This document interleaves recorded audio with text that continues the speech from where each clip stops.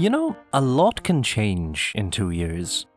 Since my last video, I've moved into a new house, wrecked my new house, kind of fixed my new house, and somewhere in between it all, I became madly, some people on the internet might even say sweatily, obsessed with rhythm games. Project Diva, Theatrhythm, Archaea, however you pronounce this thing. What started as a casual interest in Guitar Hero back in 2006 has evolved into a full-blown obsession as I grind my fingers into pace chasing high scores, soundtracked by songs with increasingly questionable cover art. If there's one game that's really stuck with me during all that time though, it's the drunkenly titled Groove Coaster Wai Wai Party on the Switch. The latest in Taito's Groove Coaster franchise, and the latest in my long list of fixations. The origins of Groove Coaster as a franchise are kind of unlikely. Whereas games like Guitar Hero have a very clear lineage tracing back to, well, actual instruments, Groove Coaster is a lot more abstract, finding its origins as a spiritual sequel to 1978's Space Invaders. Originally released in 2011 on iOS, Groove Coaster began as something of a retro novelty, riding the wave of mobile rhythm games spearheaded by Tap Tap Revenge back in 2008. Its earliest incarnation had the stink of corporate brand synergy about it, like the Taito Corporation dug the Space Invaders license out of the back of a filing cabinet and plastered it onto the closest game available. Luckily for them, that game happened to be pretty good.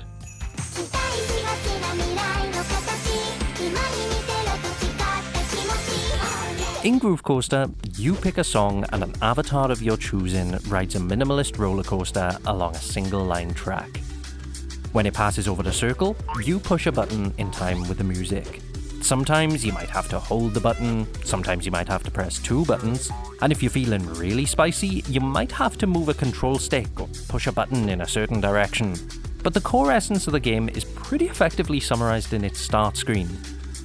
It's simple, it's approachable, and spoiler alert for the rest of the video, it's a lot of fun.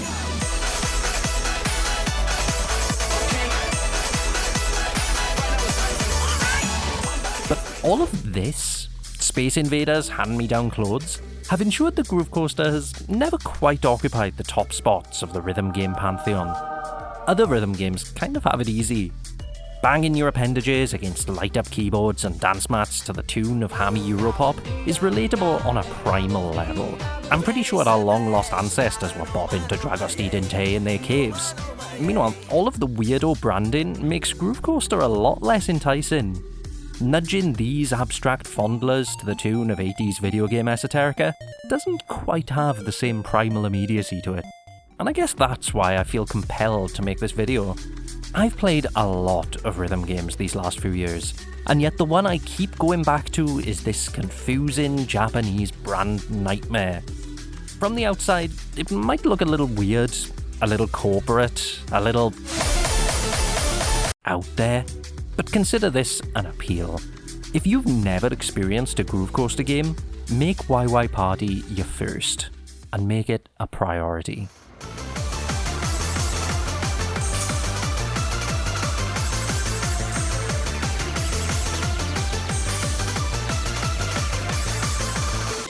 I borrow a feeling.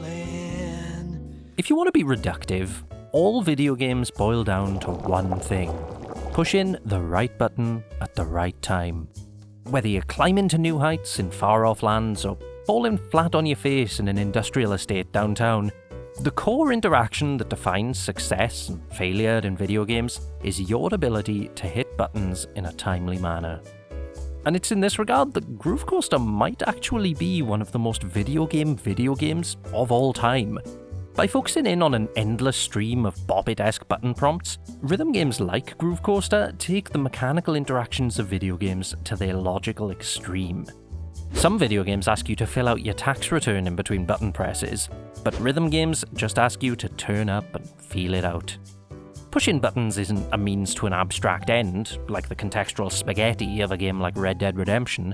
It's the whole experience. Groove Coaster is made up of 1,000 small decisions that all feed into the sensation of a single button press. The design of this game is laser focused on making this feel good. Every time your grubby little fingers touch the controller, the screen explodes with animated GIFs and flashes of light. The combo meter bungees outwards, and just about every number on screen cranks higher.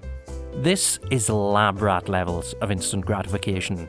There's a direct chain of cause and effect between your finger and a GeoCities webpage worth of animated doodads flying out of the screen, and it goes a long way to making every button press feel satisfying.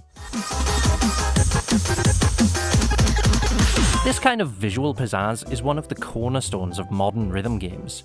From Sound Voltex's epileptic beams of light to Thumper's Technicolor sonic booms, what better way to communicate the effect of a button press than fireworks and rainbows? But if making a rhythm game feel good was as easy as plastering the screen with dancing babies and strobe lights, Groove Coaster wouldn't be worth making a video about. Because behind the spectacle, you still need to be able to play the game. And so some parts of Groove Coaster's design act as a counterpoint to all of this spectacle. Look closely, and beneath all of the butterflies and fireworks, the animations for successful button presses are bright and just a few frames long, ensuring that there's always an immediate link between your fingers and the action on screen. Similarly, a benefit of the roller coaster conceit is that the splashy effects don't get in the way of the action, but naturally fall behind it, ensuring that you've always got a good view of what's coming next. This is one of the great balancing acts of rhythm games, providing enough boring, readable feedback to the player and their fingers, while also clouding the screen with enough visual interest to give the whole exercise meaning. And Groove Coaster's approach to this balancing act is surprisingly robust.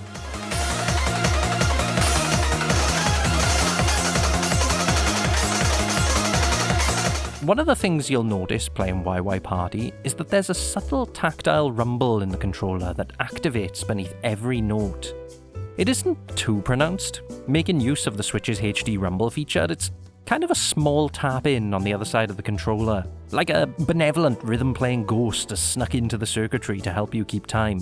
But it's snappy, providing a backbone to the tie-dye collage hurtling across your TV screen. Rhythm games are inherently tactile. They're all about marrying the feeling of a thumb jackhammering on the A button to some sort of audio-visual spectacle, and this rumble gives just a little extra tactile feedback to every hit.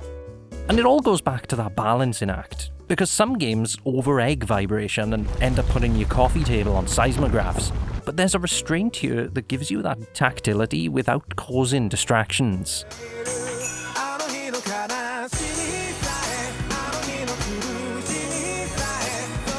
As an aside, I was lucky enough to travel to Japan earlier this year and play some Groove Coaster cabinets in the wild, and I was surprised to see that this is something that translates into the arcade experience, which places a human-scale rumble pad beneath your feet while you play. These little pads are a lot more powerful than they look, essentially sucker-punching your toes on every beat, and it feels great. Turn the rumble off and Groove Coaster is still a perfectly cromulent rhythm game, but seeing these cabinets convinced me that rumble might actually be the secret sauce at the heart of Groove Coaster. It keeps you on beat, on time, giving the screen a lot more headroom to bombard you with all of this stuff. I think I'm gonna hurl. Combine all of this with the sense of inertia innate to the roller coaster concept, which sees increasingly kaleidoscopic, handcrafted backgrounds whizzing behind your screen, and you've got a game that's effectively a finger-to-brain delivery device for dopamine, serotonin, and all the other little things that give your brain the tinglies. Pushing buttons in this game feels great.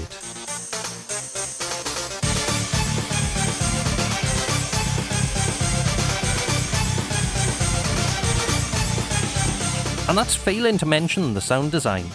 Every time you hit a button in Wai Wai Party, a sound effect plays. You can choose from several presets or let the song dictate, but the array of sounds are a who's who of modern Japanese rhythm game sound effects, from claps and deep taiko-esque drums to sharp sci-fi rings and swishes. There isn't a lot of originality here.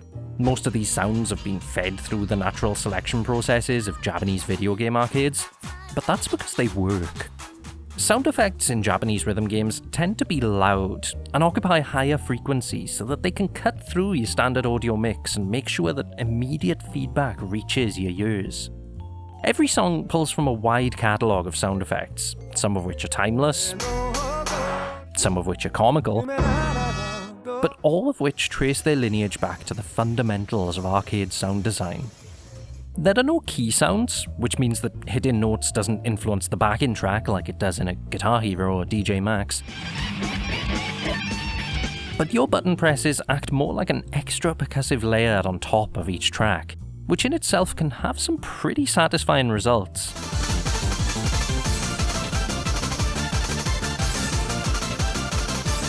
Because it's also immediate and punchy, your fingers kind of feel like an added instrument in the mix. When your brain spaces out and the rhythm takes over, you'll feel like the song couldn't exist without you, even if realistically you're contributing very little to the song itself. To me, that's the hallmark of good audio design in a rhythm game.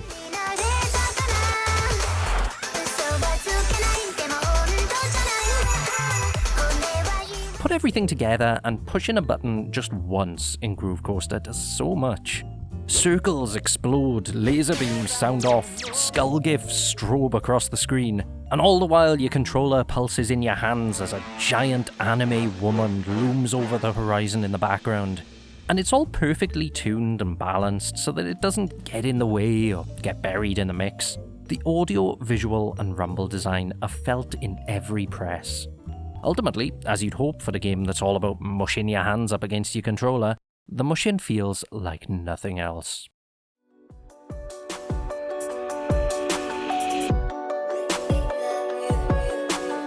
Pushing a button and receiving immediate emotional feedback is an incredible thing. But when you stitch together a whole wheelbarrow full of button presses to accompany a song, that's where the real magic happens. Because rhythm games aren't just about passively pushing buttons to Windows Media Player visualizers, they're an added layer of context on top of whatever song you're listening to. The ways in which button prompts are arranged, whether it be the speed at which they approach or just what instrument they choose to sync up to, can redefine the way you look at a song. Listen to this. This is Knight Rider by Usao. Now, here it is in Groove Coaster. So, there are 4 difficulties per song, all graded on a 15-point scale, and this is a 14, meaning it makes some pretty big asks of you and your fingers. It might not all make sense if you've never played Groove Coaster, but just focus on the urgency with which the track moves. Look at these long chains of arrows, all asking you to swish your fingers in rapid succession like a wizard on speed, immediately followed by these long, percussive rows of button presses. Because of the high difficulty, these notes are synced up to the vocals, the drums, and the synth line at the same time, weaving between the 3 in such a way that your fingers never really stop moving. This can initially be overwhelming, because when it comes to pop music, we tend to focus on vocals, or, in the absence of vocals, on higher frequencies for melody, while lower frequencies often take a background role. They keep a beat, keep a rhythm, and provide a harmonic flow, but that's not the kind of stuff you usually think about when you're singing along to Kylie in your car. But here, in Groove Coaster's take on Knight Rider, we're zipping from high to low to medium frequencies, all in the space of 10 seconds.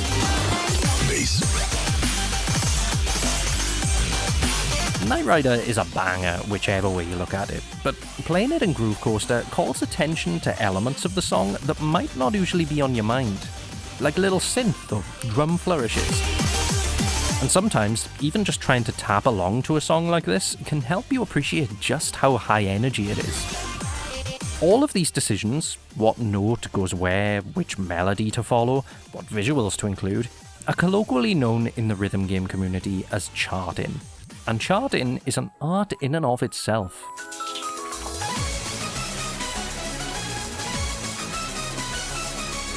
When I think about the importance of charting in rhythm games, I'm reminded of a bonus song in Guitar Hero 2 called Trogdor. If you're an older millennial, you might remember it from Homestar Runner, back when the internet had like 3 videos which we all watched on loop while waiting for Weird Al songs to download on LimeWire. Trogdor is functionally impossible to play perfectly on the original hardware. The game's code contained a limit to how fast you could strum your plastic guitar, and this solo expected you to strum faster than the game could allow. because of bad charting, it's only through the use of mods, decades later, that people can play Trogdor as intended. Guitar Hero 1 and 2 were the Wild West of the plastic instrument craze. Trogdor is a notable example, but a lot of other songs in those games were also guilty of bad charting, whether it be because they were inconsistent with the backing track or just plain unfun. It was only when the developers, Harmonix, went on to make the Rock Band series that things started to improve, that a house style of sorts began to emerge. Rules were established around things like how chords should look and behave, how solos were presented, and even just how to work within the limitations of the game's engine. It didn't fix everything overnight. Actually, they would make the Trogdor mistake one more time in Rock Band 1. But as the Rock Band franchise matured, songs became a lot more readable, consistent, and fun. For Rock Band, charting became a serious business, and the quality of those games skyrocketed as a result. This document, designed to teach people how to make their own Rock Band charts, is testament to all of the small decisions that go into charting in a rhythm game. Some songs or rhythms can feel good in your head, but bad in your fingers, and it's taken years of iterative design to figure out how to marry the two.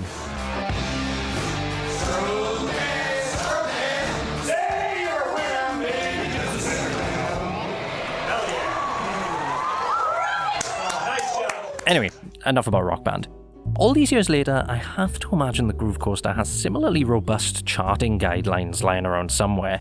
Because like later-day Rock Band, there's a consistent visual language in Groove Coaster's charting that's surprisingly elegant, especially when it comes to more complex music. Like the way that it'll colour notes differently to signpost difficult triplets, halftime, or swung notes. How it'll consistently use double presses for unts sections. Or the way that it'll often place transitionary sections of songs on sharp corners that just feels natural and satisfying to navigate. So when Knight Rider rubber bands its way from synth to drums and back, I know exactly where I'm going, because the charting is instinctually readable and also consistent with every other song I've played. One of my favourite songs to play is Steamy Soul Hot Springs, chiefly because the majority of the song follows a pretty rapid machine gun-like vocal that's made intelligible by some thoughtful charting. The roller coaster element curves and snaps its way through the vocal line in a way that isolates sections of the backbeat and clearly subdivides individual vocal lines. And so it never feels unfair, because the design of the chart encourages you to take things one phrase at a time, helping you to effectively sight read a rap that, taken at face value, has some fairly arbitrary and unpredictable pauses and breaks.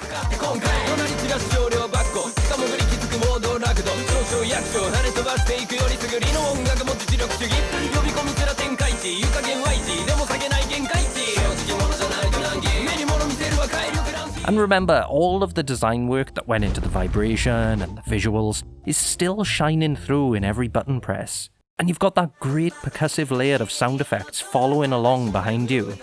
When the button feel and the charting come together, Groove Coaster feels amazing.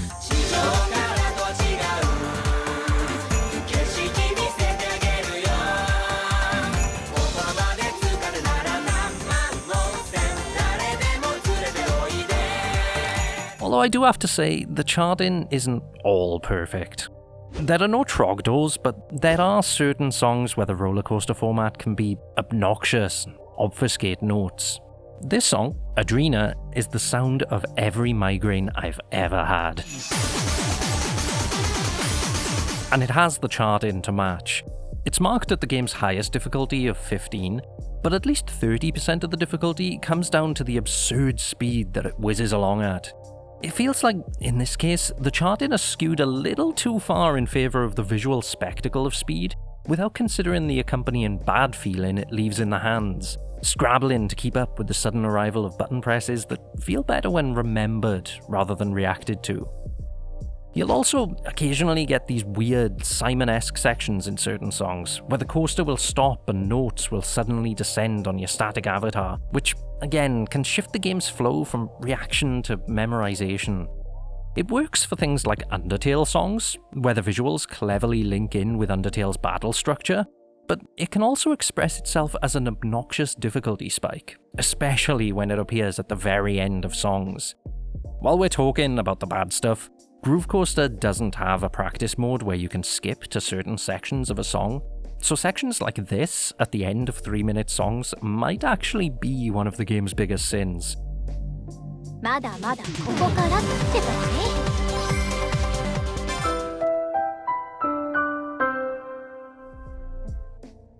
And you know what, if we're gonna let the negativity flow, some of these charts really don't hold back.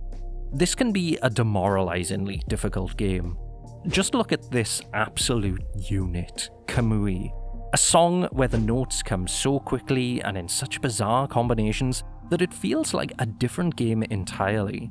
You might as well be throwing the schematics of the ISS at my head. Fuck. I can't believe you've done this. Some people might say this reflects a skill ceiling that's necessary to compete in the modern rhythm game market, but I do sometimes wonder if the endless difficulty creep of Japanese rhythm games is more of a cynical ploy to keep players playing and spending in perpetuity.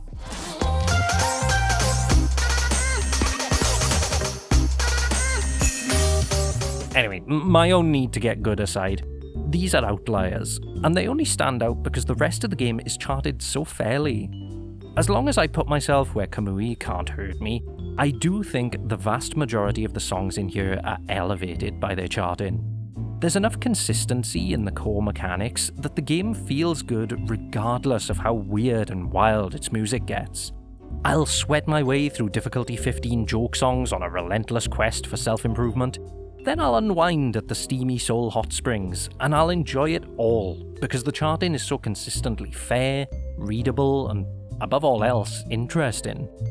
If a song sounds sinister, the chart will jerk around abruptly to match the mood. If a song is slow and contemplative, the chart will roll gently through a pastel landscape to meet it. If the backing track has some interesting drum fills or vocal flourishes, the buttons will accentuate them. Ultimately, the fundamentals are solid, and the charts that the developers have built using those fundamentals are endlessly creative and fair. So whether you're slumming it in the shallow pool on easy, or crashing your fingers against increasingly difficult waves of Japanese electronica, you're guaranteed to have a good time. The internet is made up of bold claims, and so I'll close out this section with mine for the day. Groove Coaster has the best charting in all of rhythm games.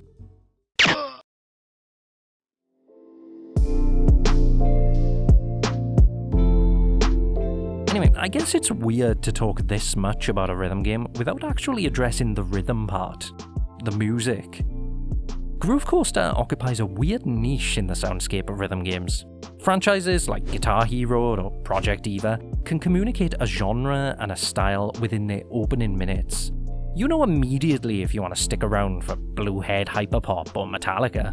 But Groove Coaster doesn't really convey a singular genre or theme. I mean, it's lighthearted. The multicolored logo and blindingly light menu screen rule out the presence of Cannibal Corpse or Napalm Death, but the song selection is surprisingly erratic. Songs are cordoned off into 7 genres: original, anime/pop, Vocaloid, Toho Project, the grammar puzzle that's distinguishing between game music and music games, and the dreaded Mist. There's a lot of variety in those 7 categories. Although for the most part, I'd argue that all of the songs in Groove Coaster can be separated into just 2 camps. The music that kids listen to when they bomb up my street in their Kia at 2 AM, and then the music they would never dare listen to. Which I guess is just a flippant way of saying there's a lot of hardcore techno and a lot of weeby stuff. It does have to be said, when it comes to song selection, Japanese rhythm games are their own beast entirely. If you've played a few of them already, you might actually recognize a few repeat offenders in here. Conflict, Brainpower, Good Tech. There's a body of songs that can only be described as Japanese rhythm game music. High BPM, hyperactive electronica. Like someone dropping 7 Roland synthesizers down the stairs at the same time. It's an acquired taste, and one that has absolutely destroyed my recommendations on Spotify. Meanwhile, on the weebier side of things, you've got anime theme songs, anime girl ballads, Japanese pop standards, And as of the latest updates to the game, a pretty strong focus on HoloLive VTubers, a scene which kind of terrifies me, although I do have to admit seems to produce some great music.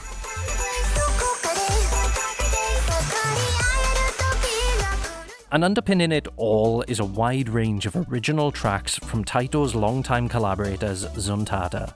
Zuntata have been writing video game music for decades, and it's in their music that the game retains its closest link with that first Groove Coaster on iOS, in all of its jazzy, proggy, Space Invaders weirdo glory.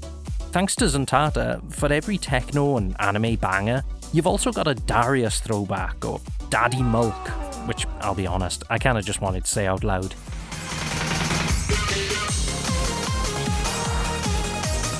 And it all adds up to a pretty wide swath of genres and moods. Groove Coaster is a beefy game by rhythm standards. Out of the box, it boasts 100 songs, and new paid DLC songs have been introduced pretty consistently since the game was released. I'm a bit of a diehard when it comes to this game, so my song count currently sits at around 300, and I feel like I discovered a new favourite every week.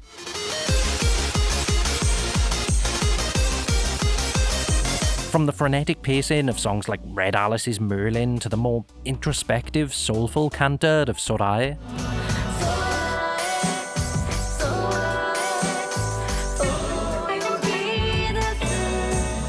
I've found a lot of great music through Groove Coaster, and it's the kind of stuff that I would have never discovered otherwise.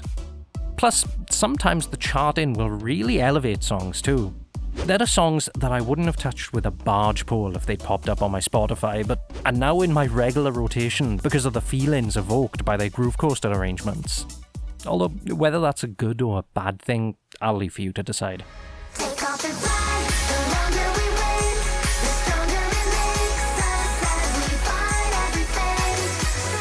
And I'm aware that some of what I've said in this video could be read as a disclaimer or an apology.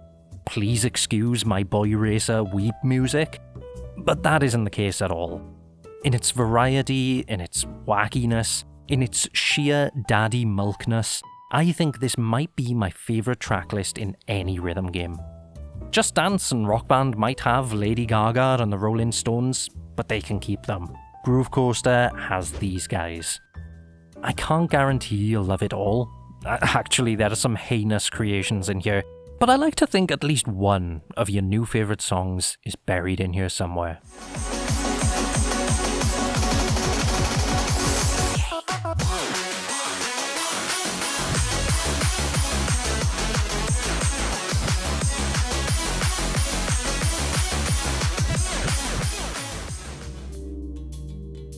And then there's the weird stuff. If you've ever side-eyed the new releases on Steam or the Switch eShop for seeming a bit pandering, you might want to keep those eyes sided, because Groove Coaster has some questionable trimmings.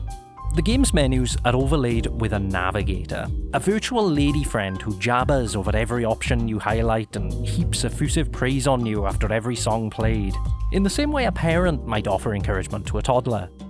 In the modern parlance, it's kind of a waifu game. The splash screen lays this bare, featuring an ecological disaster's worth of diminutive anime girls erupting from the game's logo. It isn't the worst of its kind. You're not unlocking swimwear JPEGs or giving Daddy Milk any deep tissue massages, but it is a very visible hurdle to bringing the game out in polite company. I love waifu games. the way that I'm supposed to feel about Normal games. when I'm with Groove Coaster. I finally understand what people are talking about when they talk about love. I want you to leave this house.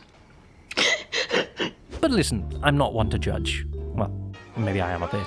But I realise that what I find tacky could equally be waifu heaven for a certain contingent of the population. But consider this a warning. Here be anime girls. And for me, this is unfortunate, because buried under the mountain of waifus are a pretty interesting suite of options. Like the mission system, which is designed to give a sense of structure to the songs you play and the scores you attain. It's an expanding spiderweb of tasks like play 10 anime songs or play a song perfectly, which will reward you with new avatars, graphics, or sound effects which you can then slot back into songs. There's a lot to customize in Groove Coaster, and unlocking new doodads to plug into your 30th playthrough of the theme song to an anime you've never watched gives the game a surprising amount of replayability. You can chuck in appropriate sound effects over slow ballads, play as a 3D sea creature, or bring out your inner goth and decorate every song with spooky skulls. Or, if you're still looking for something different, you can do all of the usual rhythm game challenge mode stuff, like hide upcoming notes or mirror the screen. You know, the real psycho stuff. On top of that, there's 4-player split screen so you can destroy your friends, online multiplayer so you can be destroyed by Japanese teenagers, custom challenges, support for weirdo aspect ratios, and a pretty comprehensive stats layout. Basically, there are multitudes in these menus, and even if, like me, you're a little embarrassed by some of the fan service, you'll come to appreciate Groove Coaster for all that it offers, because it is a lot.